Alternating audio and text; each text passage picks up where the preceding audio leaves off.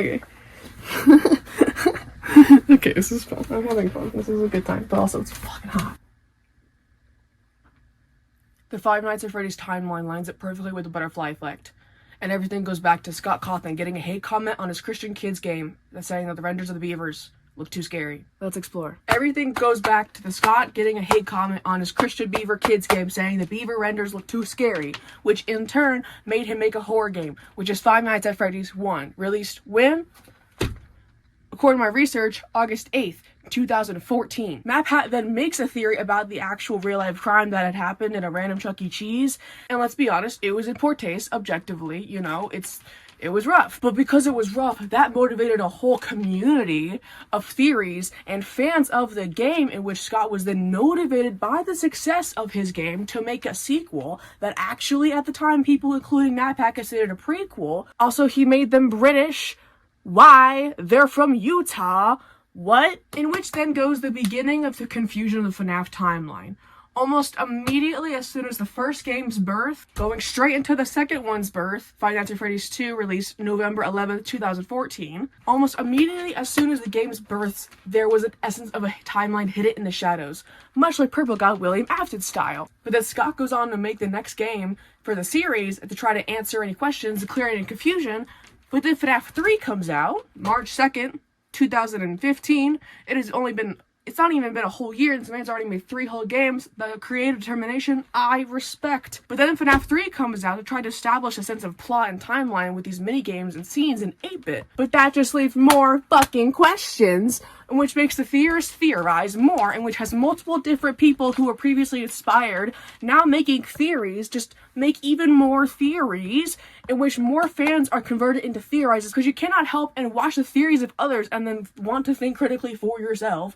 And so then more versions of the timeline are formed, since more people are making decisions boldly, but different perspectives are being pushed with the full confidence of pressing upload on a website in which Scott sees all of these different theories and versions of a timeline that are being creative, and that there's even more confusion about the so-called Scott Cawthon FNAF timeline. So he makes FNAF 4, which according to my research comes out July 23rd, 2015. It has not even been a full year yet, and this man has made 4 fucking games. Once again, the creative determination, I respect. Anyways, he makes FNAF 4 to try to clear about any confusion about the games and to try to make it even better than last time. He also tries a different method of storytelling.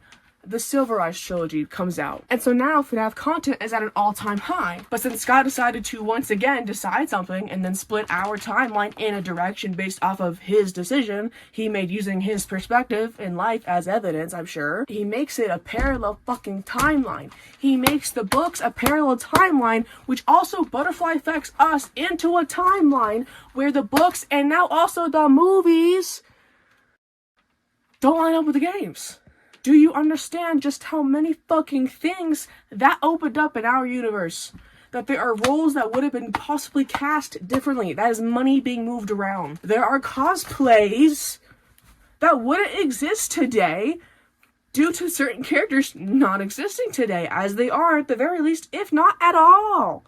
That is money and emotions and thoughts moved and changed around. Butterfly effect. And this just goes into how when you do the FNAF actual fucking timeline, when you move the missing children incident to the beginning of the timeline, or God forbid release Secret of the Mimic and just say, by the way, Fiona's the first one dead. That was Dual Fantasies. Go check out Dual Fantasies theory on Secret of the Mimic. It's good. When you move just the entire fucking story of FNAF completely, the characters' motivations are already altered. And now you've literally and figuratively, lives and deaths have been rearranged. FNAF, Your Midnight Motorist, and IG Fantasy, Your Midnight Motorist theories are what created this chaos that you're currently seeing right now.